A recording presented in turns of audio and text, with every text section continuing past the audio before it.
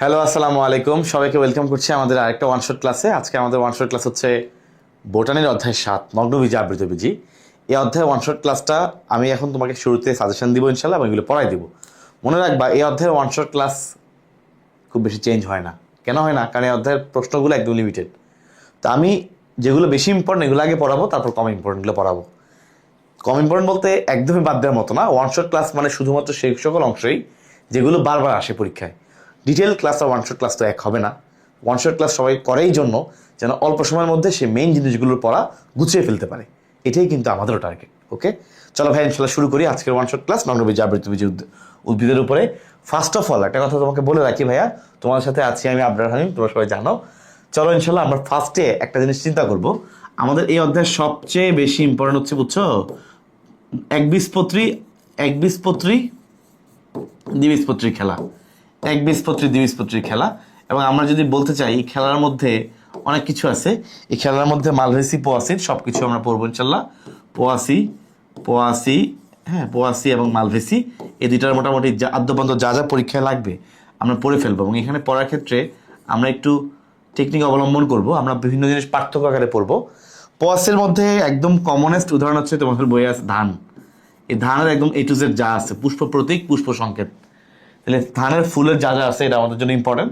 মালভেসির মধ্যে আছে জবা, একইভাবে আমাদের জন্য ইম্পর্টেন্ট। ওকে, আচ্ছা, খুবই খুবই ইম্পর্টেন্ট। এবং মালভেসি গোত্র, পোয়াসি গোত্রের দুইটারই কিন্তু আমরা পুষ্প রিলেটেড যা যা আছে সব পড়বো, বুঝছো। পুষ্প প্রতীক, পুষ্প সংকেত, যা যা আছে, প্রতীক, সংকেত, যাহা মনে চায়, মানে যা যা গুরুত্বপূর্ণ মন চাবে, আমার যেগুলো আসলে পরীক্ষার জন্য ইম্পর্টেন্ট সেগুলো আমরা সব শেষ করবো ইনশাল্লাহ। নেক্সট আমরা হচ্ছে গুরুত্বগুলো আমি একদম বোর্ডে সুন্দর করে লিখাই দিব, যেন তুমি ইনশাল্লাহ ভালো করে পড়তে পারো। এটা হচ্ছে আমাদের ফার্স্ট কনসার্ন। যদি আমরা ইনশাল্লাহ এই কনসার্নটুকু ঠিক করতে পারি, তাহলে আমাদের মোটামুটি এই অধ্যায় নিয়ে খুব বেশি প্যারা নিতে হবে না। আমরা একটা কথা তোমাকে ভাইয়া বলে রাখি, আমরা যখন ইনশাল্লাহ পড়বো, তো পড়ার সময় এখানে অনেক কিছু আছে, আমাদেরকে একটু এমসিকিউ করে পড়তে হয়, কারণ অনেক সময় এখানে এমসিকিউ অনেক বেশি আসে। তো ভিতরে অনেকগুলো পেজ আছে এমসিকিউর জন্য অনেক ইম্পর্টেন্ট, কিন্তু এডমিশনে গিয়েও দেখা যায় এটা কেউ তেমন একটা পড়তে পারে না। কেন? কারণ পোয়াসি এবং মালভেসি এগুলোর যে এমসিকিউ, তুমি এগুলো যদি পারো তাহলেই তুমি দেখবা ইনশাল্লাহ মেইন পরীক্ষার ম্যাক্সিমাম এমসিকিউ এখান থেকে তুমি পারবা, কারণ ম্যাক্সিমাম এগুলো থেকেই দেয়। কিন্তু বইয়ের ভিতরে আরও অনেকগুলো এমসিকিউ আছে, অনেক বেশি উদাহরণ আছে। এটা তুমি এডমিশন টেস্টে গিয়েও দেখবো ওই সময় প্রত্যেক অবস্থা খারাপ হয়ে যাচ্ছে। তারপরে আমি নিরুৎসাহিত করি এমন না, যে যা পারো অবশ্যই এমসিকিউর জন্য পড়বা। চলো আমরা ইনশাল্লাহ শুরু করি। বিসমিল্লাহির রহমানির রহিম। ফার্স্ট অফ অল একবীজপত্রী। ভাই একবীজপত্রী দ্বিবীজপত্রীর বৈশিষ্ট্য বা যাই বলো না কেন, এটা অলওয়েজ পার্থক্য করে পড়তে হয়। পার্থক্য ছাড়া এগুলো পড়লে পড়া না পড়া এক কথা, কারণ তখন তোমার পরীক্ষার আগে এগুলো মনে থাকবে না। তাহলে একবীজপত্রী এবং দ্বিবীজপত্রী এটার পার্থক্য আমরা অবশ্যই পড়বো, যেমন পার্থক্য পড়লে অটোমেটিক যে কোনো বৈশিষ্ট্য পড়া হবে। এটা হচ্ছে নর্মাল স্ট্র্যাটেজি। এখন তারপরেও ভিন্নতা থাকতে পারে, সে ভিন্ন স্ট্র্যাটেজিতে আমরা ইনশাল্লাহ যাবো, সমস্যা নেই। সবগুলোর মধ্যে আমরা একটু স্পর্শ করব। ওকে, তাহলে একবীজপত্রী দ্বিবীজপত্রী আমরা একটু কাহিনীগুলো একটু দেখি। একটা ছোট্ট বক্স করে দিলাম, বেশি বড় বক্স করলাম না। ওকে, আচ্ছা, এখানে বৈশিষ্ট্যগুলো দিব তো এই জন্য একটু আরেকটা বক্স করলাম। খেয়াল করো ভাইয়া, ফার্স্ট অফ অল প্রথম কথা হচ্ছে একবীজপত্রী। দেখো নাম শুনে বোঝা যাচ্ছে একবীজপত্রী, তাহলে এখানে বীজপত্র হচ্ছে একটা, এখানে বীজপত্র দুইটা, নামের মধ্যে আছে, এটা পড়ার কিছু নাই। এবার খেয়াল করো বীজপত্রের অবস্থান কি।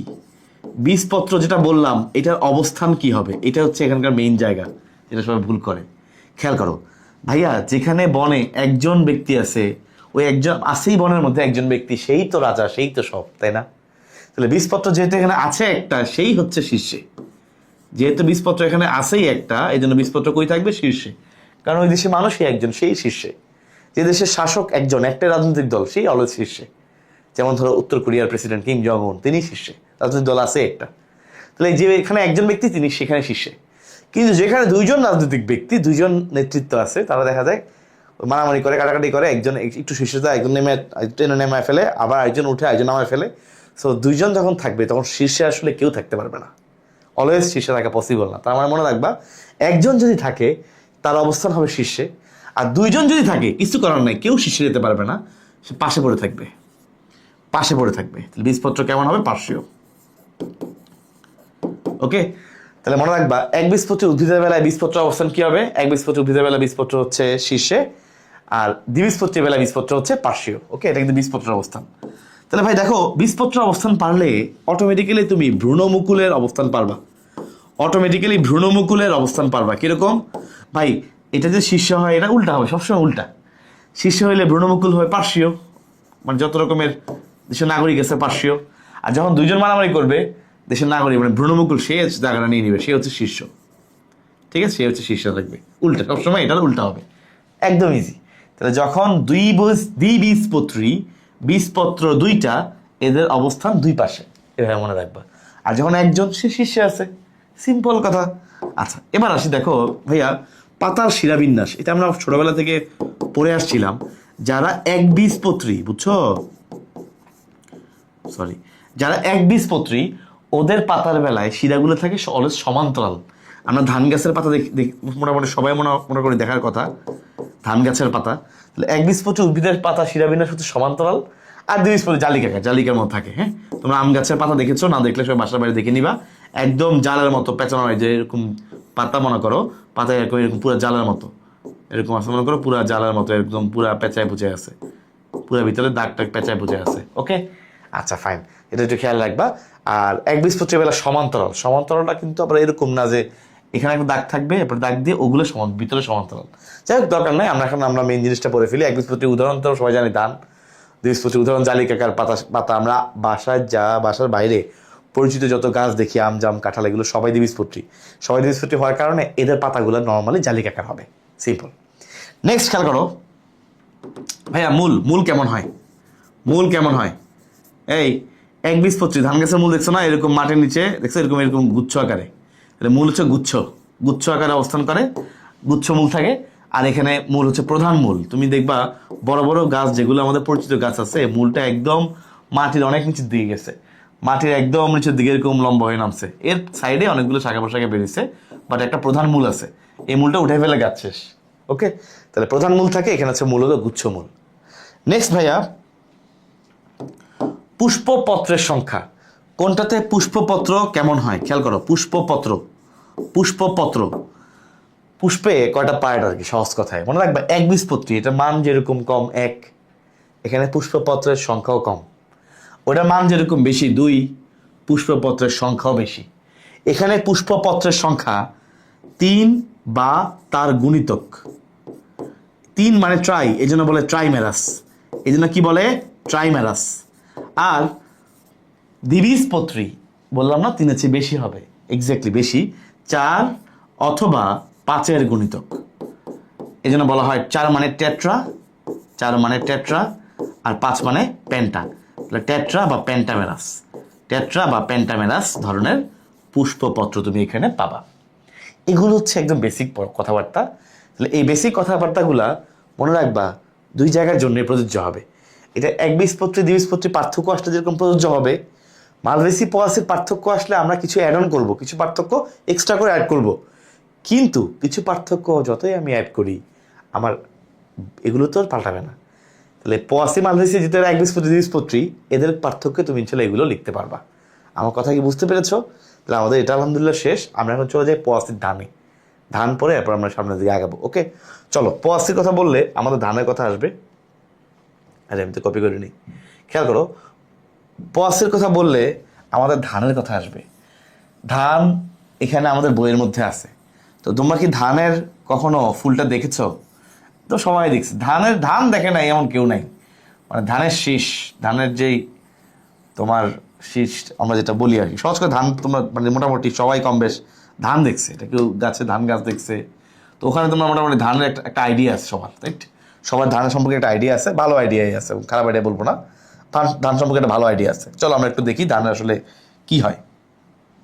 ভাই দেখো, সিম্পল কথা মনে রাখবা, কিছু মনে রাখার ট্রিক্স খেয়াল করো। আচ্ছা দেখো, প্রথম কথা হচ্ছে একটা পুষ্পমঞ্জুরি আছে, আমরা এটাকে বলি অনিয়ত পুষ্পমঞ্জুরি।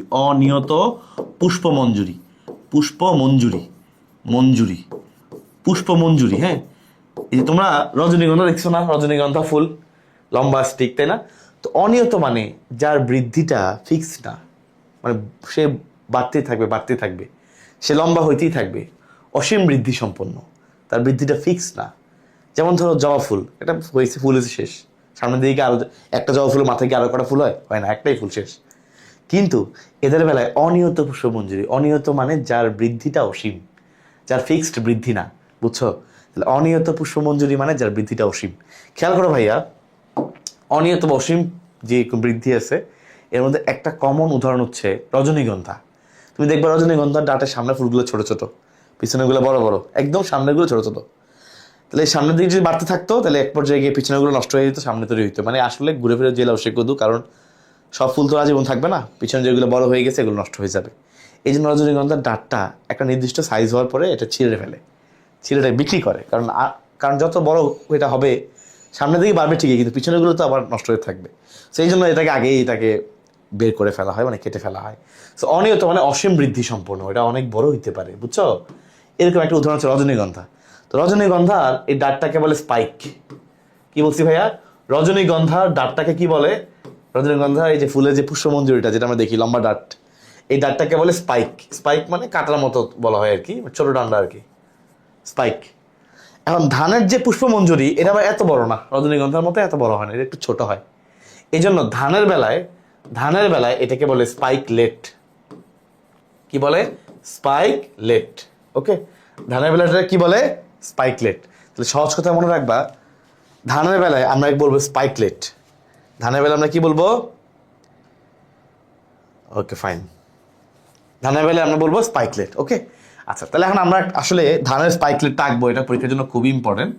ধানের স্পাইকলেট আমরা চলো এখন আঁকবো, চলো আমরা একটু আঁকি, একদম সিম্পল করে আমি আঁকবো, তোমরা জাস্ট ভাইয়ের কথা খেয়াল রাখবা। দেখো ভাইয়া, ফার্স্ট অফ অল আমি একটা দাগ দিব, যেমন দাগ দিলাম, ধান আমি আঁকা শুরু করছি, ডায়াগ্রাম আঁকা শুরু করছি, এখানে একটা দিলাম, এখানে একটা দিলাম, দাগ দিলাম। ওকে, দুটো দাগ দিচ্ছি, তুমি আমার ছবিটা দেখলে দেখবে একদম ইজি, কঠিন কিছু না। এটা তো একটা ধানের গাছের মেইন কাঠামোটা। এবং এখানে এই দাগ দিছি, এগুলোকে বলে গ্লুম। কি বলে? গ্লুম। এটা গ্লুম 1, এটাকে বলে গ্লুম 2। অ্যান্ড মজার বিষয় হলো যে এই গ্লুমি বলি, এই যে সাদা কালার দিয়ে দাগ দিছি যে গ্লুমগুলো, এগুলো একটার গোড়ায়ও ফুল নাই। ফুল নাই বলে, পুষ্প নাই বলে, যেহেতু পুষ্প নাই মানে শূন্য এরা, রাইট, শূন্য। এই জন্য এই দুইটাকে বলা হয় শূন্য গ্লুম। এই দুইটাকে বলা হয় শূন্য গ্লুম। কেন? কারণ এদের গোড়ায় ফুল নাই। তার মানে নিশ্চয়ই এমন একটা গ্লুম আছে যার গোড়ায় ফুল আছে। এক্স্যাক্টলি, চলো আমরা একটু আঁকি। তাহলে ধরো এটা হচ্ছে সেই এমন একটা গ্লুম যার গোড়ায় ফুল আছে। ওকে, তাহলে এটাকে বলা হবে পুষ্প গ্লুম। তাহলে এটা হচ্ছে গ্লুম 3, গ্লুম 3। এটাকে বলা হয় পুষ্প গ্লুম। কেন পুষ্প গ্লুম বলে? কারণ এটার গোড়া থেকে ফুল বেড়েছে এবং এটার নাম হচ্ছে লেমা। এটার নাম হচ্ছে লেমা। ওকে, এই যে এখান থেকে ফুল বেড়েছে, এটাই কিন্তু আসলে মঞ্জুরি পত্র, এটাই সে মঞ্জুরি পত্র। আলহামদুলিল্লাহ, খেয়াল করে দেখো। এবার দেখো এই যে এটা হচ্ছে সেই মঞ্জুরি, এই দণ্ডটা বেরিয়েছে, হ্যাঁ, পুষ্প মঞ্জুরি। সামনে একটা গোলা দিব, একদম সিম্পল। এই যে দেখো, গর্ভকেশর এঁকে ফেললাম। ওকে, গর্ভকেশরের চারপাশে পুংকেশর থাকে, এই যে পুংকেশর। আমি এখানে ধরো 4টা আঁকছি, আসলে 6টা থাকে। কয়টা থাকে? 6টা। পুংকেশর থাকে কয়টা? পুংকেশর থাকে 6টা। তাহলে পুংকেশর আছে 6টা। ওকে, আচ্ছা ভাইয়া, তাহলে এটা মোটামুটি বুঝতে পারলাম। এবার আসি ফুল আঁকা শেষ। এখন দেখো ভাইয়া, এই গ্লুম 3 মানে পুষ্প গ্লুম বুঝলাম। এখন এই সামনে আরেকটা গ্লুম আছে, এদিকে আরেকটা গ্লুম।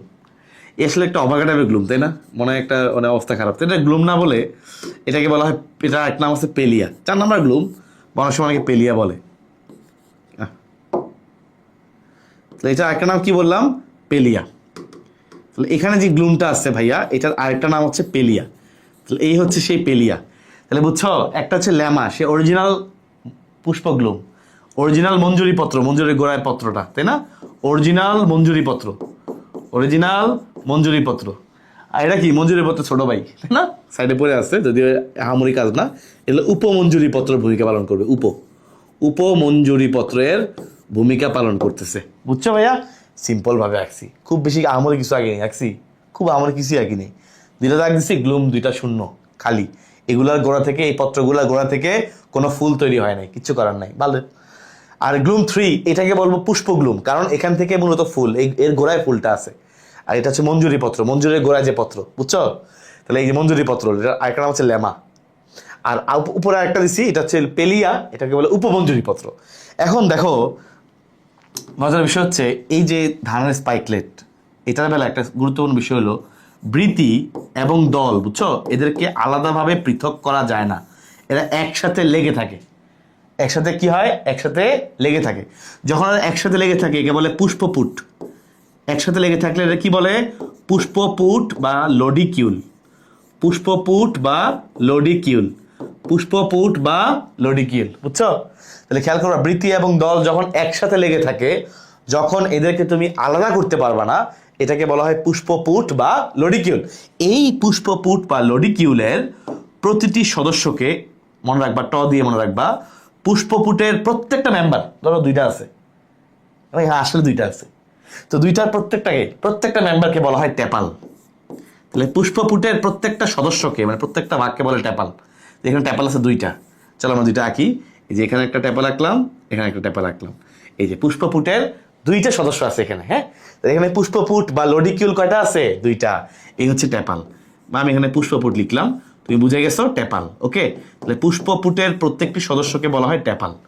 ভাইয়া ক্লিয়ার? তাহলে এটাই হচ্ছে আমাদের স্পাইকলেট আঁকা শেষ। আমরা ইনশাল্লাহ সবাই পারবো আশা করি। চিত্র স্পাইকলেট, ওকে। তাহলে আমরা আশা করি ইনশাল্লাহ পারবো চিত্র স্পাইকলেট। ওকে, এই যে আলহামদুলিল্লাহ আমাদের এটা পড়া শেষ। ওকে, তাহলে আমাদের আলহামদুলিল্লাহ এটা পড়া শেষ। আমরা মোটামুটি স্পাইকলেট পড়ে ফেলছি। স্পাইকলেট পড়ে ফেলার পরে বুঝছো, এটা খুবই মজার যে একটা পড়ে ফেলার পরে বাকিগুলো একদম ইজি হয়ে যায়। এখন আমরা দেখো পুষ্প প্রতীক সংকেতটা আগে পড়বো, দেখবে একদম ইজি। সংকেতটা বললে দেখবে একদম ইজি। চলো আমরা সংকেতটা পড়ি। এটা তো বুঝছো সবাই, সবাই বুঝছো না? এখানে স্পাইকটা সবাই বুঝছো আশা করি। আমি একটু সুন্দর করে এটা একটা সাইড করে দিই, একটু দেখতে ভালো লাগবে আর কি।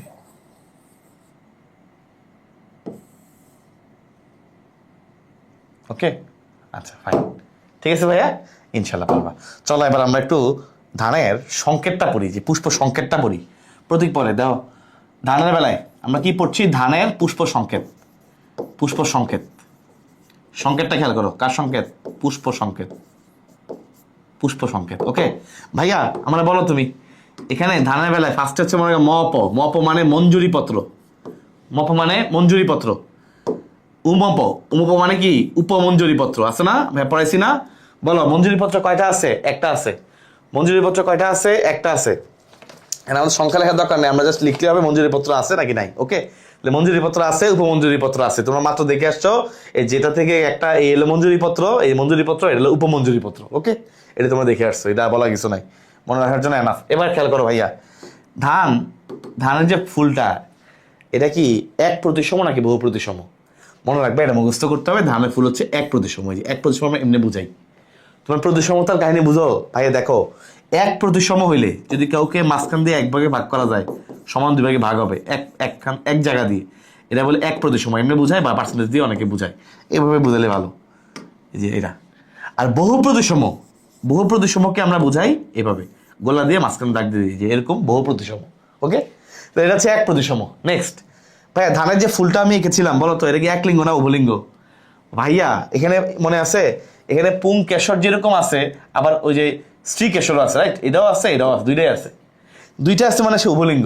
এই যে উভলিঙ্গ আমরা কিভাবে প্রকাশ করি? এই হচ্ছে মেল, উপরে দাগ দিয়ে এলো ফিমেল, আর মেল, এ হয়ে গেছে উভলিঙ্গ। তুমি জানো তো, আমরা এটা দিয়ে বুঝাই মেল ছেলে, এটা দিয়ে বুঝাই ফিমেল, আর এটা দিয়ে বুঝাই উভলিঙ্গ। ঠিক আছে, আলহামদুলিল্লাহ হয়ে গেছে। এবার দেখি, এবার আমরা একটু ভিতরে ঢুকি। দেখো, পু মানে পুষ্পপুট। পু মানে কি? পুষ্পপুট। ভাইয়া বলো, পুষ্পপুট বা লডিকিউল কয়টা আছে? কয়টা আছে? দুইটা। পুষ্পপুটের সংখ্যা কত? দুই। লিখলাম দুই। নেক্সট, ওকে, পুষ্পপুট দুইটা। নেক্সট খেয়াল করো, পুং আমরা পুং দিয়ে প্রকাশ করি, পুংকেশর। মনে আছে বলছিলাম, যেহেতু এক প্রতিসম মাঝখানে ভাগ করলে দুই পাশে দুইটা, দুই পাশে যে তিনটা ছয়টা, বলছিলাম মোট কয়টা আছে? ছয়টা। পুংকেশর, পু বললে পুষ্পপুট বা লডিকিউল, আর পুং বললে পুংকেশর। এই পাশে তিনটা, পাশে তিনটা, মোট কয়টা? ছয়টা। তাহলে পুংকেশর 3 + 3। ওকে, নেক্সট গর্ভাশয়। ভাইয়া এটা মনে রাখবা যে ধান বলো আর জবা বলো, দুইজনের বেলায় গর্ভাশয় নিচে দাগ হবে। এটার মানে কি? অধিগর্ভ মানে হচ্ছে যেই গর্ভাশয়ের নিচে সবাই। তুমি একটু খেয়াল করো তো, এই যে আগের ছবিটা দেখো, গর্ভাশয় সবার উপরে না, বাকি সবাই ওর নিচে না, এটাই হচ্ছে গর্ভাশয়। অর্থাৎ গর্ভাশয় সবার উপরে, বাকি সবাই ওর নিচে। তো এটা ভুল হবে না। কেন ভুল হবে না জানো? কারণ এটা দুইজনের বেলায় সেম, ধানের বেলা জবার বেলা দুইটার বেলায় সেম, এই জন্য এটা ভুল হবে না। তাহলে অধিগর্ভ গর্ভাশয়, গর্ভাশয়ের নিচে দাগ হবে আর এক প্রকোষ্ঠ বিশিষ্ট। এই হচ্ছে ভাইয়া ধানের পুষ্প সংকেত। আলহামদুলিল্লাহ এটা পারবো। এখন আমি ধানের পুষ্প প্রতীক আঁকবো। এটা আরো সহজ, মানে আমার এটা আঁকতে খুবই ভালো লাগে। এটা আরো সহজ, খেয়াল করো কেমন সহজ। ফার্স্ট একটা গোলা দিব, এটা অলওয়েজ ফিক্সড। এই গোলাটা হচ্ছে মাতৃ অক্ষ, এই অক্ষের সাপেক্ষে আমরা আঁকি। এটা কিন্তু ধান বলো জবা বলো দুজনের বেলা দিতে হবে, একটা যা ডট দিবা। হ্যাঁ, গাছের এই যে অক্ষর বরাবর অক্ষ বোঝানোর জন্য আমরা এই দাগটা দিছি মাতৃ অক্ষ। ওকে, মাতৃ অক্ষ ডটটা দিয়ে নিব। এবার মনে আছে ভাইয়া ফার্স্টে কি ছিল? মঞ্জুরি পত্র না? মঞ্জুরি পত্র মানে কি ছিল? ল্যামা। এই মঞ্জুরি পত্রটা আঁকবো, দেখো একটু মোটা করে আঁকি। দেখো এই যে দেখো, ধরো এই দিলাম, বেশি ভালো হয়েছে। দেখো এই যে দিলাম, এই হচ্ছে মঞ্জুরি পত্র। কি হয়ে গেল? মঞ্জুরি পত্র। মঞ্জুরি পত্র মানে কি? ল্যামা। মঞ্জুরি পত্র মানে কি ভাইয়া? মঞ্জুরি পত্র মানে হচ্ছে ল্যামা। তাহলে এটা হচ্ছে মঞ্জুরি পত্র। মঞ্জুরি পত্র, দেখছো কি হলো? এটা হচ্ছে মঞ্জুরি পত্র বা ল্যামা। মঞ্জুরি পত্র বা ল্যামা। ওকে, এটা হচ্ছে মঞ্জুরি পত্র বা ল্যামা। আর মঞ্জুরি পত্র ছাড়া এটা কি ছিল? উপমঞ্জুরি পত্র, মনে আছে? উপরের দিকে পেলিয়া। এটা আমি ছোট করে রাখবো। এই যে বেশি বেশি চ্যাপ্টার হয়ে গেছে, এই এটা হচ্ছে একটু ছোট করে রাখবো। ওকে, এই হচ্ছে পেলিয়া মানে উপমঞ্জুরি পত্র। এই হচ্ছে পেলিয়া মানে উপমঞ্জুরি পত্র, উমপ। ওকে, দেখছো কাহিনীটা? উমপ, দেখছো? দেখেছো বারবার কি কাহিনী? এই দেখো উপমঞ্জুরি পত্র। হ্যাঁ, তাহলে দেখো আমার মঞ্জুরি পত্র আঁকা হয়ে গেছে, উপমঞ্জুরি পত্র আঁকা শেষ। বুঝছো ভাইয়া? আচ্ছা, এবার দেখো পুংকেশর আছে কয়টা? 6টা। পরে আঁকবো পুষ্পপুট মানে লডিকুল কয়টা আছে? 2টা। এই 2টা মেয়েকে ফেলি। এখানে একটা দিলাম, এখানে একটা দিলাম, এই যে শেষ। পুষ্পপুট বা লডিকুল আঁকা শেষ। একটু অন্য কালার দিলে মনে হয় ভালো হয়, তাই না? কি আঁকলাম? পুষ্পপুট বা লডিকুল কয়টা আঁকছি? 2টা। তাহলে পুষ্পপুট বা লডিকুল কয়টা আঁকছি? 2টা। ওকে, নেক্সট গর্ভাশয় এক প্রকোষ্ঠ বিশিষ্ট দিলাম, এই যে একটা দিয়ে গোল্লা দিলাম মাঝখানে। এই যে গর্ভাশয় আঁকা শেষ। তাহলে এই হচ্ছে গর্ভাশয়, এই হচ্ছে গর্ভাশয়, তাই না? বা স্টিকেশ্বরের অংশ গর্ভাশয়। তাহলে এটা ছিল লডিকিউল বা পুষ্পপুট। পুষ্পপুটের সংখ্যা হচ্ছে 2টা। প্রত্যেকটা সদস্যকে আমরা বলি ট্যাপাল। এবার খেয়াল করো ভাইয়া, খুবই ইজি। চারপাশে পুংকেশর আছে কয়টা? 6টা। এই ধরো 1 দিলাম, 2 3 4 5 6। কয়টা আছে? 6টা। শেষ। এর চেয়ে সহজ ছবি আর কেমনে সম্ভব? এই হচ্ছে পুংকেশর 6টা। চিত্র পুষ্প সংকেত আঁকা শেষ। এই যে সরি, পুষ্প প্রতীক আঁকা শেষ। কার পুষ্প প্রতীক? ধানের। তাহলে আলহামদুলিল্লাহ আমরা ধানের একদম পুষ্প সংকেত যেরকম ভাবে আঁকলাম, একই সাথে পুষ্প প্রতীকও আমরা এঁকে ফেললাম। পুষ্প সংকেতটা লিখছি, পুষ্প প্রতীকটা আমরা আঁকছি। একদমই সহজ, একদমই ইজি। তা আমি একটা ফার্স্টে ডট দিয়েছি গোল্লা, এটা হচ্ছে মাতৃ অক্ষ। একটা এরকম ছড়াই দিছি মঞ্জুরি পত্র মানে ল্যামা। উপরে আরেকটা পেলিয়া বা উপমঞ্জুরি পত্র, মাঝখানে একটা গর্ভাশয়। পুষ্পপুট ছিল 2টা, ছোট্ট 2টা দাগ। পুংকেশর ছিল 6টা, উপরে 3টা দিলাম, নিচে 3টা দিলাম। মনে আছে? 3 + 3 6টা। আলহামদুলিল্লাহ শেষ। বুঝছো? চলো আমরা এখন মালভিসির ধারণাটা, আমরা এখন মালভিসি মানে জবারটা পড়ি। খুবই ইম্পর্টেন্ট, জবারটাও পরীক্ষার জন্য ভেরি ইম্পর্টেন্ট। খেয়াল করো জবা। ফার্স্টে জবার আমরা পুষ্প সংকেত আমরা লিখব, সংকেত লিখব। সংকেত লেখার পরে আমরা পুষ্প প্রতীক আঁকবো। সংকেত লেখার পরে আমরা পুষ্প প্রতীক আঁকবো। বুঝছো? খেয়াল করো সংকেত ফার্স্টে ভাইয়া মনে রাখবা, জবা হচ্ছে একটা বহু প্রতিসম উভলিঙ্গ পুষ্প। বহু প্রতিসম মানে হচ্ছে, মনে আছে? এই যে এরকম, তাই না? বহু প্রতিসম উভলিঙ্গ মানে এই যে ফিমেল, উপরে দিলে মেল। এই যে বহু প্রতিসম উভলিঙ্গ পুষ্প। ওকে, এবার বাকি পার্টগুলো খেয়াল করো। জবা ফুলের একদম বাইরে থাকে উপবৃতি, লিখলাম উব্রি। উপবৃত্তির পরে থাকে বৃতি, লিখলাম ব্রি। বৃতির ভিতরে থাকে দল। দল মানে হচ্ছে ওই যে পাপড়িগুলো। ওকে, তাহলে আমরা উপবৃতি বৃতি দল একদম বাহির থেকে ভিতরে ঢুকতেছি। বাইরে থাকে উপবৃতি, এরপরে বৃতি, এরপরে দল। ওকে, নেক্সট খেয়াল করে দেখো পুংকেশর পুং। এখন জবা ফুলের বেলায় এই পুং দিয়ে একটু কাহিনী আছে, আমি দেখাবো। আর আছে গর্ভাশয়। গর্ভাশয় মনে আছে? বলছিলাম গর্ভাশয় কেমন হবে? অধিগর্ভ, এটা আমরা ফিক্সড। এটা আমাদের ফিক্সড। গর্ভাশয় কেমন? অধিগর্ভ গর্ভাশয়, নিচে একটা দাগ, রাইট? এটা আমি আগেই পড়ে আসছি, কারণ জবা এবং ধান দুজনের জন্য এখানে সেম, এই জায়গায় মিল আছে। এবার দেখো ভাইয়া, সংখ্যাগুলো একদম ইজি ভাই, সবগুলো 5টা করে আছে। এই উপবৃত্তি আছে 5টা, 5টা বৃত্তি আছে 5টা, দেখছো? বৃত্তি আছে 5টা, দল আছে 5টা, তাহলে জবা ফুলের বেলায় একটা কমন সংখ্যা হলো 5। ওকে, আচ্ছা নেক্সট, পুংকেশর অসংখ্য ভাই। পুংকেশর এই একটা জায়গায় আবার ও আবার বেশ, সরি, এই একটা পয়েন্টে ওর বেশ অ্যাক্টিভ। পুংকেশর আছে অসংখ্য। অসংখ্য আমরা কিভাবে প্রকাশ করব? ইনফিনিটি দিয়ে, ইনফিনিটি। ওকে, গর্ভাশয়ের বেলায়ও 5, তাহলে আমরা 5 দেখলাম, সবই 5, সবই 5, কিন্তু পুংকেশর হচ্ছে অসংখ্য, ইনফিনিটি। আচ্ছা, এটা গেল। এখন মনে রাখবা, বলছিলাম যারা, মনে রাখবা যদি এরা পরস্পর, যে উপাদানগুলো বললাম, 5টা থাকুক 6টা থাকুক, যা ইচ্ছা তা থাকুক, যদি এরা পরস্পর সংযুক্ত থাকে, ওরা যদি কানেক্টেড থাকে, পরস্পর যুক্ত থাকে, এটা আমরা ব্র্যাকেট দিয়ে বুঝাই। কিভাবে বুঝাই? ব্র্যাকেট দিয়ে, বন্ধনী দিয়ে বুঝাই, এরা যুক্ত আছে। ক্লিয়ার?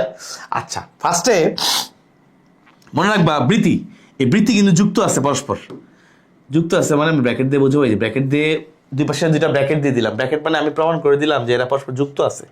তাহলে ব্র্যাকেট দিয়ে আমি কি বুঝাইছি? ব্র্যাকেট দিয়ে বুঝাইছি ওরা পরস্পর যুক্ত আছে। তাহলে বৃত্তি 5টা যুক্ত আছে। ওকে, আচ্ছা নেক্সট, পুংকেশর সবগুলা যুক্ত আছে। এই যে পুংকেশর সবগুলা নিজেরা নিজেরা যুক্ত আছে। গর্ভাশয়ের যে 5টা প্রকোষ্ঠ, এই 5টা প্রকোষ্ঠও যুক্ত আছে। ওকে, তাহলে এই কয়েকটা জিনিস যুক্ত আছে। ওকে, আর দলের সাথে, পাপড়ির সাথে আবার পুংকেশর একটা কানেকশন আছে। কানেকশনটাকে আমরা এরকম দাগ দিয়ে বুঝাবো, উপরে দাগ দিয়ে বুঝাবো যে দুইটা ভিন্ন ধরনের কানেকশন, তাই না? দল দলের মতো, পুংকেশর পুংকেশরের মতো, তাদের মধ্যে আবার একটা কানেকশন আছে, তাদের মধ্যে একটা সংযোগ আছে। এই তাদের ভিন্ন ভিন্ন রকমের সংযোগ বুঝাইতে আমরা উপরে দাগ দিই। ওকে, তাহলে যেটা ভিন্ন রকমের আইটেম, তারা সংযুক্ত আছে, আমরা বোঝানোর জন্য উপরে দাগ দিছি। এখন আমরা ইনশাল্লাহ সুন্দর করে এগুলো আঁকবো একটা করে। খেয়াল করো, ফার্স্টে মনে রাখবা, আমরা যখন বিন্যাস দিই, এটা উপবৃত্তি 5টা পরস্পর ওপেন থাকে, ওপেন। বিভিন্ন ধরনের এস্টিভেশন আছে। এস্টিভেশন মানে ধরো বিন্যাস, মানে এরা কেমনে আছে, এরা কি সবাই কি পরস্পরের সাথে লাগানো আছে, নাকি সবাই পরস্পর থেকে আলাদাভাবে আছে, নাকি একটার ভিতরে একটা প্যাচ খেয়ে আছে, এরকম বিভিন্ন ধরনের বিন্যাস সম্ভব। এই বিন্যাসগুলোকে আমরা বলি এস্টিভেশন। তাহলে এই উপবৃত্তি হচ্ছে ওপেন বা মুক্ত, মুক্ত এস্টিভেশন। ওকে, বৃত্তি হচ্ছে ভালভেট বা প্রান্তস্পর্শী, মানে এরা একটা প্রান্তকে আরেকটা স্পর্শ করে আছে। এই যে আমরা বলি প্রান্তস্পর্শী, মানে একটাকে আরেকটা স্পর্শ করে আছে। দল, দল হচ্ছে পেঁচে আছে। পেঁচানো মানে টুইস্টেড, টুইস্ট হওয়া, বলো না যে তোমার কেবল টুইস্টেড, টুইস্টেড কেবল মানে পেঁচানো কেবল। ওকে, এই 3টা আমরা ইনশাল্লাহ পড়বো। তাহলে ওপেনের বাংলা হচ্ছে মুক্ত, তার মানে এরা কেউ কারোর সাথে লাগানো নাই। বৃত্তি যারা আছে 5টা, ওরা সবাই পরস্পরের সাথে লাগানো আছে, এই জন্য ব্র্যাকেট দিছি। দলের 5টা হচ্ছে পেঁচানো আছে, লাগানো নাই, পেঁচানো একটার সাথে একটা, এটা হচ্ছে আমরা বলবো টুইস্টেড। ওকে, চলো আমরা একটা ছবিটা আঁকি ভাইয়া। এন্ড ছবি আঁকার ক্ষেত্রে কি করবো জানো? এই ছবি আছে না, অনেকে কম্পাস ছাড়া আঁকে। কম্পাস ছাড়া আঁকবা না, কম্পাস ছাড়া আঁকলে ছবিটা ভালো হবে না। ওকে, ফার্স্টে আমি একটা কম্পাস দিয়ে একটা গোলা দিয়ে দিলাম। ভাই এত বড় গোলা দিচ্ছে না, কাজ আছে। গোলা এমনি রঙে দিয়ে নেই, কাজ আছে। মাঝখানে একটা গোলা দিলাম, অন্য কালার দিয়ে দিব। তাহলে আমি 2টা গোলা দিয়ে নিচ্ছি, বুঝছো ভাইয়া? 2টা এরকম দাগ দিয়ে নিবা, তাহলে তোমার ছবিটা ইজি হবে। হ্যাঁ, এবার একটু রাবার দিতে হবে। রাবার নিয়ে একটু কারুকার্য করতে হবে। কিরকম? রাবার নিয়ে একটু মুছতে হবে। আর আমার তো এখানে রাবার ইউজ করলে পুরোটা কালো হয়ে যাবে। আমি একটু কালো কালার দিয়ে বুঝি, দেখো। তাহলে এখানে একটু মুছলাম, এখানে মুছলাম, এরপরে এখানে এখানে একটা মুছলাম।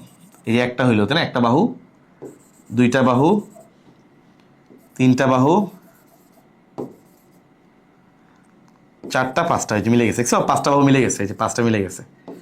আই হোপ তোমরা সবাই দেখতে পাচ্ছ, 5টা বাহু মিলে গেছে। এই যে 5টা বাহু কিন্তু আমার আলহামদুলিল্লাহ মিলে গেছে। ওকে, তাহলে খেয়াল করে দেখো, এভাবে করে মাঝখানে মুছে দিবা, মুছে দিয়ে মিলাই ফেলবা।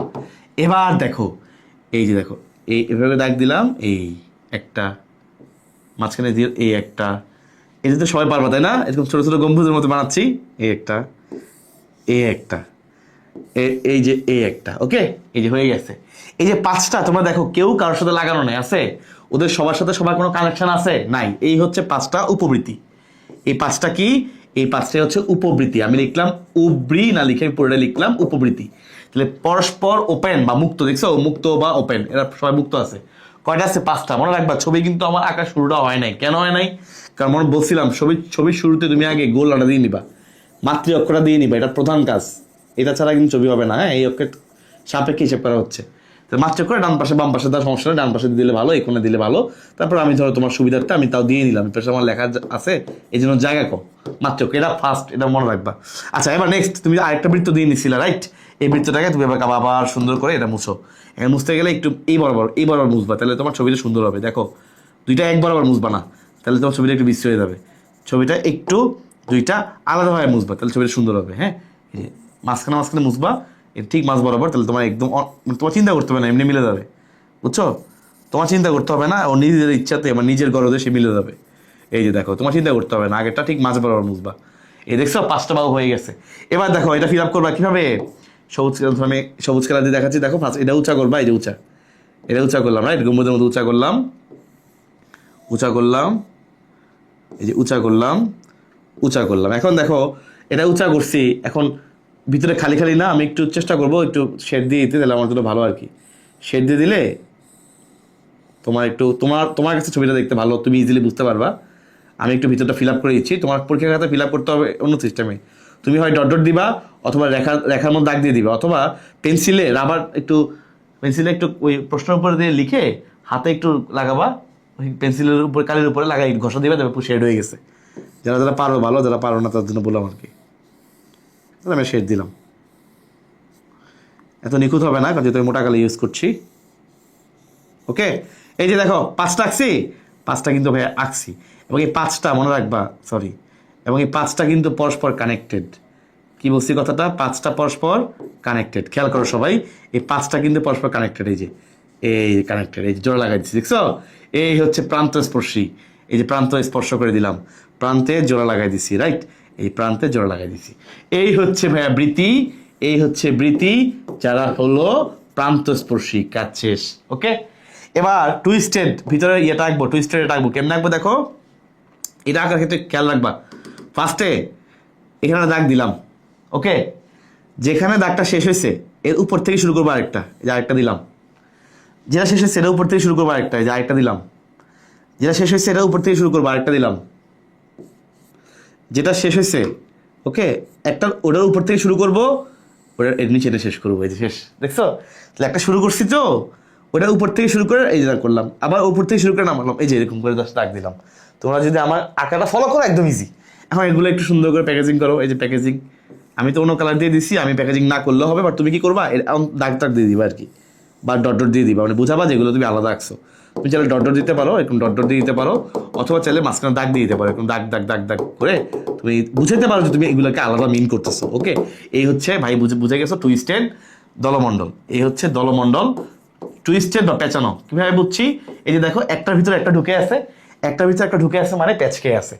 একটার ভিতরে একটা ঢুকে আছে মানে কি? প্যাচকে আছে, টুইস্টেড। ওকে, নেক্সট দেখো মাঝখান বরাবর, এবার কম্পাস নিয়ে তুমি আবার দাগ দিবা। এই যে এটা গোলা দিলাম, এর উপরে একটা গোলা দিলাম, ঠিক মাঝ বরাবর হয়েছে, এই যে মাঝ বরাবর। এরপর আরেকটা গোলা দিবা। ওকে, তাহলে মোটামুটি 2টা গোলা দিলাম। এবার একটা খেয়াল করো, ফার্স্টে ভিতরে কি আঁকবো দেখো। ভিতরে হচ্ছে এই যে গর্ভাশয় প্রকোষ্ঠ কয়টা আছে? 5টা, তাই না? 1 2 3 4 5, এই যে 5টা গর্ভপত্র। ওকে, এই যে গর্ভাশয়ের মধ্যে 5টা গর্ভপত্র, 5টা আঁকা শেষ। তোমরা আশা করি ছবিটা দেখতে পাচ্ছ। তাহলে গর্ভাশয়ের মধ্যে আমি গর্ভপত্র কয়টা আঁকছি? গর্ভাশয়ের মধ্যে 5টা গর্ভপত্র আঁকছি। ওকে, 5টা গর্ভপত্র আঁকা শেষ। এই যে দেখো 5টা মিলে গেছে, 5টা আঁকা শেষ, এবং ওরা কিন্তু পরস্পর কানেক্টেড। কিভাবে দেখো, এই যে একটা রেখার মাধ্যমে ওরা কিন্তু পরস্পর কানেক্টেড। আচ্ছা, এবার কম্পাস দিয়ে তুমি আরেকটা গোলা দিয়ে নিবা, একটু হালকা বড় করে, তাহলে তোমার ছবিটা আরো সুন্দর হবে আর কি। এই যে এর উপরে দিয়ে নিবা হালকা করে একটা গোলা। এবার এই গোলার উপরে তুমি এবার ইচ্ছা মতো ওই যে পুংকেশর রাখবা, অসংখ্য। পুংকেশর কত আছে ভাইজান? অসংখ্য কেমনে আঁকবো? এই যে ধরো আমি এই কালার দিয়ে আঁকি, এই যে অসংখ্য পুংকেশর। এত বেশি রাখতে গেলে আবার সময় নাই। এই যে ওকে, এই পরাগধানী হচ্ছে বৃক্ষাকার, এই যে বৃক্ষের মতো আঁকতেছি। পরাগধানী কেমন? বৃক্ষাকার, এই যে বৃক্ষের মতো, উপরের জায়গাটা হচ্ছে বৃক্ষের মতো, কিডনির মতো, এই জন্য মাশরুমের মতো লাগে একটা কিডনির মতো, কিডনি বা মাশরুমের মতো। হ্যাঁ, বৃক্ষাকার। এই হচ্ছে ভাইয়া পুংকেশর আঁকা শেষ। এবং দেখো সাদা কালারের যে এই বর্ডার দিয়ে কিন্তু ওরাও পরস্পর কানেক্টেড, তাই না? একটা লাইন দিয়ে কানেক্টেড, ট্রেনের মতো। তুমি যদি এখানে ঢুকো, তুমি মোটামুটি সবগুলোর সাথে কানেকশন করতে পারবা। তাহলে এরা সবাই কানেক্টেড বলে 2 পাশে ব্র্যাকেট দিয়ে আমি বুঝাইছি এরাও কানেক্টেড। আর লাস্ট একটা জিনিস বাকি আছে, সেটা কোনটা? দলের সাথে পুংকেশ্বরের কানেকশন। দল হচ্ছে এইটা আর পুংকেশ্বর এইটা। চলো কানেকশন করে দিই। এই যে দলের সাথে পুংকেশ্বরের কানেকশন করে দিলাম। ওকে, দলের সাথে পুংকেশ্বরের কানেকশন করে দিলাম। আমার শেষ চিত্র জবা ফুলের পুষ্প প্রতীক। এইটা পরীক্ষার জন্য 5 স্টার ইম্পর্টেন্ট। কতবার যেটা আসছে, প্র্যাকটিক্যালও তোমাদের আছে, আশা করি ইনশাল্লাহ তোমাদের এটাতে কাজ হয়ে যাবে। ওকে, চিত্র অবশ্যই নিচে লিখতে হবে, মনে রাখবা। যাই আঁকো না কেন নিচে অবশ্যই লিখবা চিত্র জবা ফুলের অমুক। ওকে, এটা মাস্ট। তাহলে ইনশাল্লাহ সবাই পারবা আশা করি। এগুলা আমি সবাইকে মোটামুটি বুঝাতে পেরেছি আমি আশা করি। এবার ইনশাল্লাহ আমরা একটু মার্কিংগুলো একটু খেয়াল করে দিই। এ হচ্ছে গর্ভপত্র। গর্ভপত্র আছে 5টা এবং এরা পরস্পর কানেক্টেড আছে, রাইট? মনে আছে সবার আশা করি।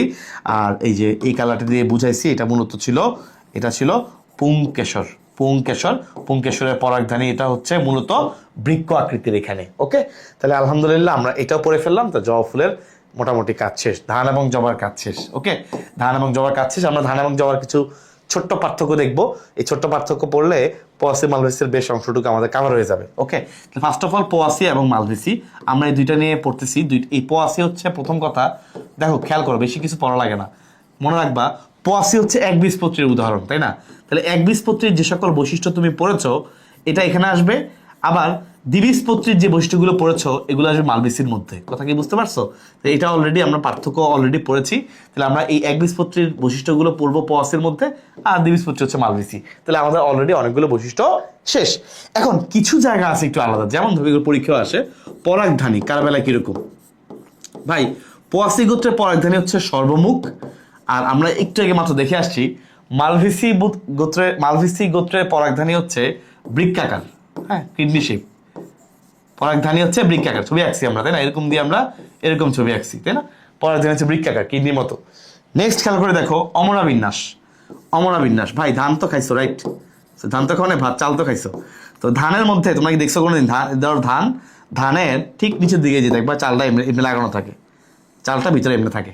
ওকে, এই যে পয়েন্ট, এটা হচ্ছে অমরা। এটাই কি অমরা, এই যে এখান, এটা হচ্ছে অমরা, এখান থেকে চালটা আছে। ওকে, ধানের খুলে দেখবা নিচের দিকে, এই গোড়ার দিকে নিচের দিকে চালটা লাগানো আছে। এটা যদি শীর্ষ হয় এটা হচ্ছে মূলীয়, নিচেরটা কি মূলের দিক, তাই না? নিচের দিক। তাহলে পোয়াসি গোত্রের অমরা বিন্যাস হচ্ছে মূলীয়, নিচের দিকে। আর মালভেসি গোত্রের অমরা বিন্যাস হচ্ছে অক্ষীয়। অক্ষীয় তোমরা একটু আগে দেখছো না, ঠিক মাঝ বরাবর, ঠিক মাঝ বরাবর থাকে হচ্ছে এই গর্ভপত্রগুলা মেইন। হ্যাঁ, এই গর্ভপত্র হচ্ছে ঠিক মাঝ বরাবর আছে। তাহলে অমরা হচ্ছে এই ঠিক মাঝ বরাবর, অক্ষ বরাবর। তাহলে এই হচ্ছে অক্ষীয় আর এটা হচ্ছে মূলীয়। ঠিক আছে, তাহলে এই দুইটা হচ্ছে আমরা এক্সট্রা করে পড়বো। আর কিছু কমন বৈশিষ্ট্য, যেমন ধান গাছের যে কাণ্ডটা ফাঁপা হয়, এগুলো তুমি ইনশাল্লাহ এমনিতেই পারবা। ধান গাছের কাণ্ড হচ্ছে ফাঁপা হয়, এরপরে ধরো মিউসিলেস পূর্ণ হয়, জবার ক্ষেত্রে এরকম হয় না, একটু কাটামাটা থাকে অনেক সময়। এইসব কম বেশি কমন বৈশিষ্ট্য, এগুলো নিয়ে আমরা মাথায় ঘামাই না, এগুলো আমরা ইনশাল্লাহ পারবো। হ্যাঁ, গর্ভমুণ্ড পালকের মতো, ওটা মালভেসি গোত্রের গর্ভমুণ্ড পালকের মতো না। ঠিক আছে, পরাগরেণু বৃহৎ কণ্ঠকিত মালভেসি গোত্রের বেলায়, এগুলো ইনশাল্লাহ তুমি পারবা। ধান গাছের বেলা হচ্ছে কাণ্ড ফাঁপা, আর ওই মালভেসি হচ্ছে কাণ্ড মিউসিলাস পূর্ণ। হ্যাঁ, মালভেসির ক্ষেত্রে কাণ্ড হচ্ছে কচি, কাণ্ডটা হচ্ছে রোমস, আর মিউসিলাস পূর্ণ। মিউসিলাস পূর্ণ। ওকে, কাণ্ড হচ্ছে রোমস আর মিউসিলাস পূর্ণ। মানে কচি কাণ্ড যেটা আর কি, কচি কাণ্ড যেটা, এটা হচ্ছে রোমস, মানে চারবার দেখবে পশমের মতো আছে, রোম আছে, এবং একই সাথে মিউসিলাস পূর্ণ। ওকে, এগুলো ইনশাল্লাহ তুমি পারবা। মোটামুটি এই হচ্ছে পার্থক্য। তুমি একবীজপত্রী দ্বিবীজপত্রীর যে পার্থক্য অলরেডি তোমাকে আমি পড়াইছি, তুমি ইনশাল্লাহ এগুলো অনায়াসে লিখে দিতে পারবা, বুঝছো? তোমার এগুলো টেনশন নাই। তো অনায়াসে তোমার পার্থক্য হবে, পয়েন্টও হবে। আর একটা জিনিস মনে রাখবা, মালভেসি গোত্রের যে পরাগধানী, এই পরাগধানী কিন্তু মানে একটু বৃহৎ, বুঝছো? পরাগরেণু যেটা, পরাগরেণু এটা হচ্ছে বৃহৎ, একটু সাইজ একটু বড় হয়, এবং একটু কাটা কাটা থাকে, কণ্ঠকিত। বৃহৎ এবং কণ্ঠকিত, মানে তোমরা যে নর্মালি যেটা পরাগরেণু পড়েছো এরকম এরকম পড়েছো না, যে এটাই হচ্ছে আসলে মালভেসি গোত্রের পরাগরেণু। তাহলে তোমাদের আলহামদুলিল্লাহ এটাও হইলো। তাহলে আমরা মালভেসি পোয়াসি পার্থক্য বলে ফেললাম। আমরা এখন পোয়াসি মালভেসির গুরুত্ব বলবো। ভাই একটু সিম্পল কথা, দেখো এগুলো নিয়ে বেশি মাথা ঘামানোর কিছু নাই, খেয়াল করো। পোয়াসের গুরুত্ব বোঝার চেষ্টা করো। পোয়াসের গুরুত্ব, ভাই তুমি কার গুরুত্ব লাগবে জানো? ধানের গুরুত্ব কে পারে না? শেষ, বলা কিছু নাই। গম, রুটি মুটি বানায়, কত কিছু করি, তাই না? ভুট্টা, ধান, গম, ভুট্টা। এরপরে ধরো তোমার দুর্বা ঘাস, এই ঘাস তো অনেক, ঘাসের তো অনেক কাহিনী। ধান, গম, ভুট্টা, দুর্বা ঘাস, এগুলো লিখবে। এগুলো লেখা কি কোনো কঠিন কাজ?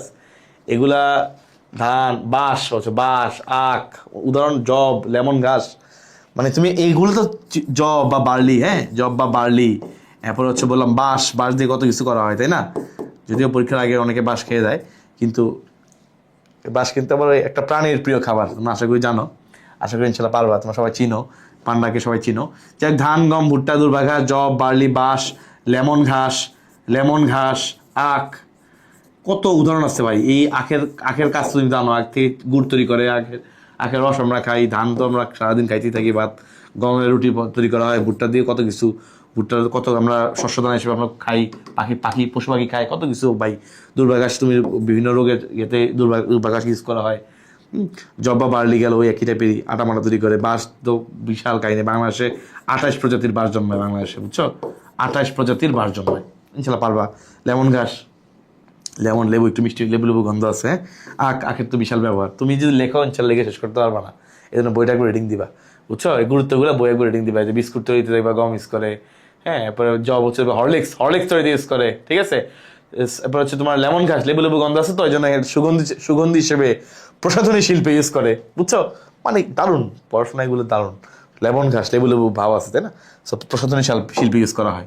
আচ্ছা, নেক্সট চলে আসি মালভেসির গুরুত্ব। দেখো সেম ভাবে টেকনিক খেয়াল করো, লেখে সবাই, কিন্তু সবাই বেশি পয়েন্ট লিখতে পারে না। ইনশাল্লাহ আগে এগুলো লেখো, এগুলো থেকে একবার রিডিং দিয়ে তুমি যে কোনো পয়েন্ট ইনশাল্লাহ পারবা। ভাই দেখো মালভেসি গোত্র, মালভেসি হচ্ছে প্রথমত জবা ফুল তো বিশাল কাহিনী। জবা ফুলের কলি তুমি কিছুদিন খাও, তোমার শরীরের দুর্বলতা ছেড়ে যাবে, হ্যাঁ। তারপরে তোমার চুল পড়া বন্ধে জবা ফুলের রস বিশাল ভূমিকা পালন করে, চুল পড়া রোধ করে। জবা ফুলের কলি খেলে দুর্বলতা কেটে যায়। আরো দারুণ কিছু জবা ফুলের পয়েন্ট আছে, যেমন আমি একটু বই থেকে দেখে বলি।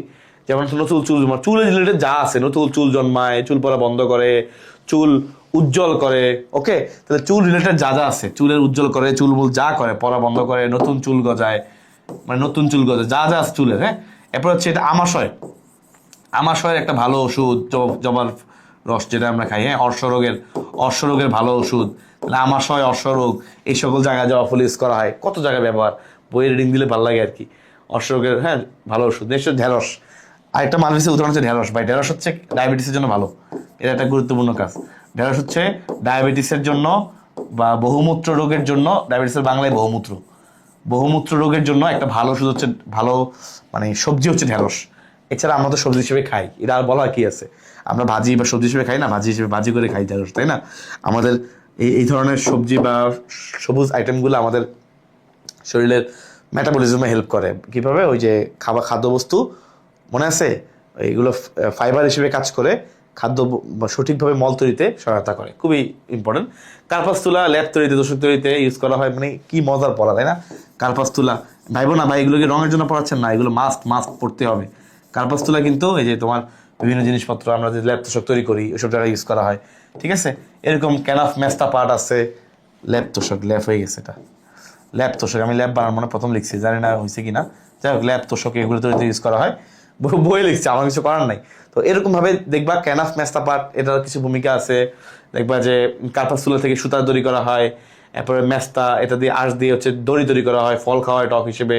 মরিচ ফুল, এটা হচ্ছে শোভা বর্ধনকারী উদ্ভিদ, ওকে? তাহলে মরিচ ফুল, এটা হচ্ছে শোভা বর্ধনকারী উদ্ভিদ, শোভা বাড়ায়, বুঝছো? এরকম তুমি রিডিং দিবা, অবশ্যই 6টা পয়েন্ট অবশ্যই পড়বা ভাই, এটা মাস্ট। যে কোনো গুরুত্ব আসুক, তুমি 6টা পয়েন্ট যেন লিখতে পারো ভাইয়া, অন্তপক্ষে সেটার প্রিপারেশন নিবা। আমি বলবো আরো 2টা পরে 8টা পড়ার জন্য, পারলে ইনশাল্লাহ 8টাই লিখবা, কিন্তু 8টা অনেক সময় মনে না থাকলে অ্যাটলিস্ট 6টা তোমাকে লিখতেই হবে। এবার 4 নম্বরে আসুক আর 3 নম্বরে আসুক, কারণ এই গুরুত্ব পরীক্ষা কিন্তু অনেক বেশি ইম্পর্টেন্ট, ওকে? ইনশাল্লাহ মাস্ট। আমরা চলে আসি একদমই লাস্টে, আমাদের খুব বেশি কিছু বাকি নেই। আমরা জাস্ট নগ্নবীজি আবৃতবীজির একটা পার্থক্য পড়বো। এই নগ্নবীজি আবৃতবীজি পার্থক্য পড়লে আমাদের পড়া আসলে আলহামদুলিল্লাহ শেষ। খেয়াল করে দেখো, বইয়ের শুরুতে আমাদের নগ্নবীজি আর আবৃতবীজি টপিকটা আছে, নগ্নবীজি আর এবং আবৃতবীজি।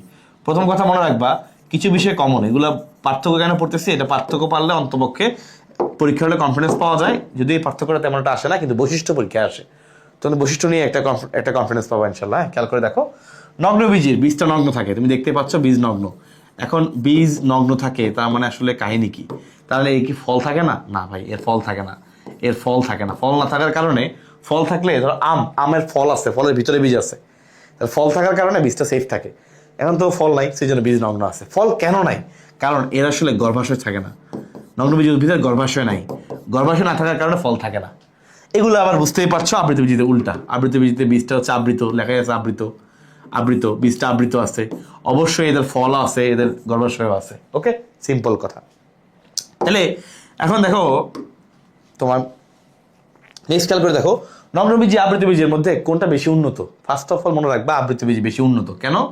কারণ এর vascular tissue xylem phloem, vascular tissue হচ্ছে একদম স্বয়ংসম্পূর্ণ। ভাস্কুলার টিস্যু হচ্ছে স্বয়ংসম্পূর্ণ। কিন্তু নগ্নবীজি উদ্ভিদের ভাই অনেক ঝামেলা আছে। কিরকম? জাইলেমের ভাই নাই, মনে রাখবা জাইলেমের ভাই নাই, এমসিকিউর জন্য খুবই ইম্পর্টেন্ট। তার মানে জাইলেমের ভেসেল নাই। আবার ফ্লোয়েমে আছে না, ফ্লোয়েমের সঙ্গী নেই, মানে ফ্লোয়েমের সঙ্গী কোষ নাই। তাহলে আমরা বুঝতে পারলাম জাইলেমের ভেসেল নাই, আর ফ্লোয়েমের কি নাই, ফ্লোয়েমের হচ্ছে সঙ্গী কোষ থাকে না। তাহলে আমরা দেখতে পেলাম এখানে একটা মিসিং আছে, এখানে একটা মিসিং আছে, বাট ওখানে সবই ওকে। এইটাও একটা গুরুত্বপূর্ণ পার্থক্য, রাইট? আচ্ছা নেক্সট খেয়াল করো, নগ্নবীজি উদ্ভিদে দ্বিনিষেক হয় না, সবই আসলে অবস্থা খারাপ। ব্যতিক্রম আছে একটা, ইপিহেড্রা, এটা ব্যতিক্রম, এটা এমসিকিউতে আসে। কিন্তু এখানে দ্বিনিষেক হয় বলে এটার শস্য বা শ্বাস দ্বিনিষেক হওয়ার কারণে ট্রিপ্লয়েড 3N একাডেমিক ক্লাসে আমি পড়াইছি, তুমি চাইলে ইনশাল্লাহ বেসিক ক্লাস দেখতে পারো। 3N দুই নিষেক হয়, শস্য 3N হয়, ট্রিপ্লয়েড। আর এটার বেলা যেহেতু দ্বিনিষেক হয় না, এ সবই নাই কিছুই নাই এমন অবস্থা। এই জন্য এর শস্য হইল হ্যাপ্লয়েড। শস্য কেমন? হ্যাপ্লয়েড, শস্য বা শ্বাস। এখান থেকে পুষ্টি নিয়ে বীজ বড় হয়, বীজ থেকে চারা অঙ্কুরিত হয়ে বড় হয়। নেক্সট নাই কিছু বৈশিষ্ট্য আছে, যেমন আর্কিগোনিয়া হচ্ছে একটা আদি বৈশিষ্ট্য। আর্কিগোনিয়া স্ত্রী জননাঙ্গের তোমার এখান থেকে আসলে পরবর্তীতে স্ত্রীজনন তৈরি হবে। যাই হোক, এটা একটা আদি বৈশিষ্ট্য। এই আদি বৈশিষ্ট্য হচ্ছে নগ্নবীজির মধ্যে আছে। তাহলে একটা পয়েন্ট আমরা পাইছি যে আদি বৈশিষ্ট্য কই আছে, নগ্নবীজির মধ্যে এই আদি বৈশিষ্ট্যটা আছে। আবৃতবীজি তো উন্নত, এর মধ্যে আদি বৈশিষ্ট্যটা নাই। এখন খেয়াল করে দেখো ভাইয়া,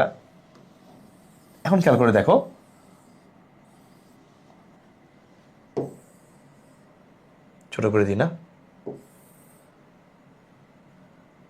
বেশি ছোট হয়ে গেছে। বুঝবা তো তোমরা? বুঝবা না? বুঝবা না, বুঝলে একটু করে দিচ্ছি। হ্যাঁ এখন ঠিক আছে, ওকে। আচ্ছা নেক্সট খেয়াল করে দেখো, আচ্ছা এটা আবার কি 3N, ওরে বাবা এটা আবার রয়ে গেছে। ভাস্কুলার টিস্যু হয়ে যায় এখানে, ভাস্কুলার টিস্যু।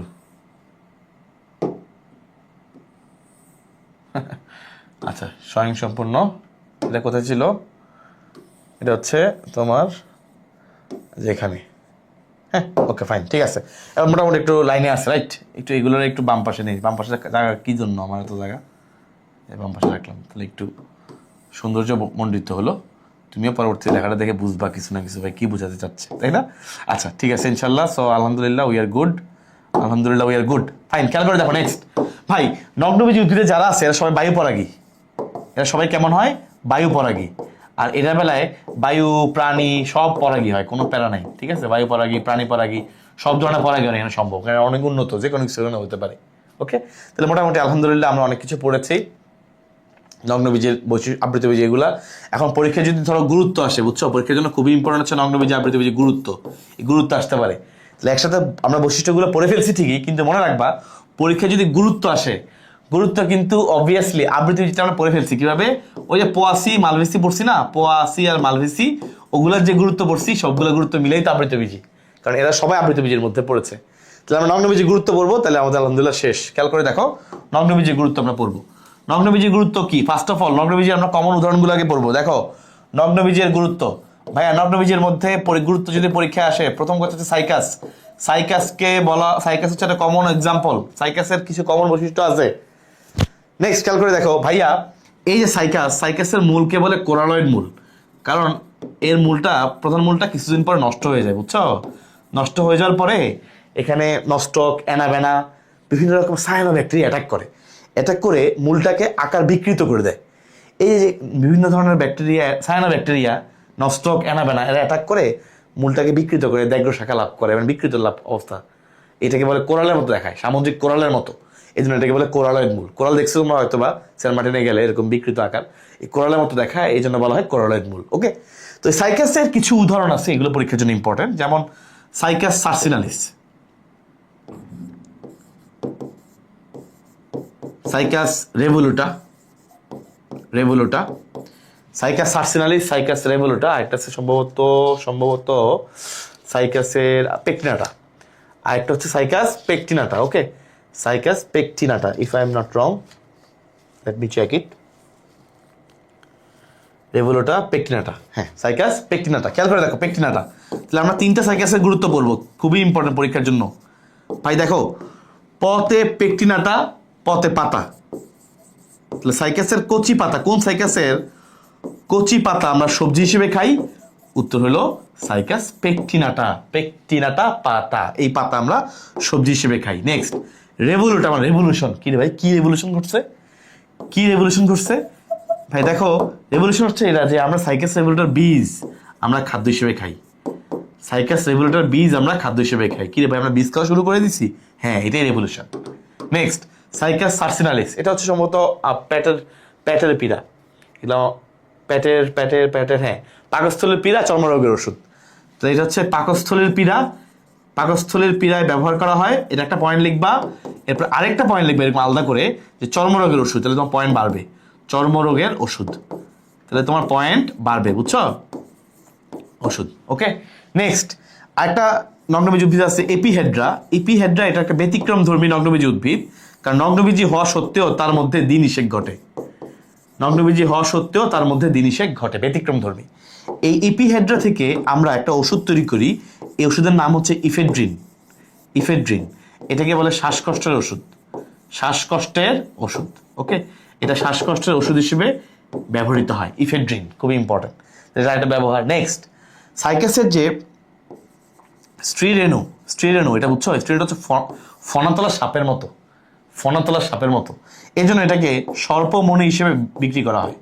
সর্পমণি হিসেবে দোকানে সেল করে, দোকানে বিভিন্ন গ্রাম অঞ্চলে এটাকে সেল করা হয়, বিক্রি করা হয়। তাহলে আলহামদুলিল্লাহ আমরা অনেকগুলো গুরুত্ব পড়েছি। নগ্নবীজি গুরুত্ব পড়া শেষ। আবৃত্তিবীজি গুরুত্ব বললাম, যে ওই যে মালভেসি পর্সে পড়লে আলহামদুলিল্লাহ শেষ। অনেক অল্প সময়ের মধ্যে গুছিয়ে দেওয়ার চেষ্টা করেছি, আশা করছি ইনশাল্লাহ তোমাদের কাজে আসবে।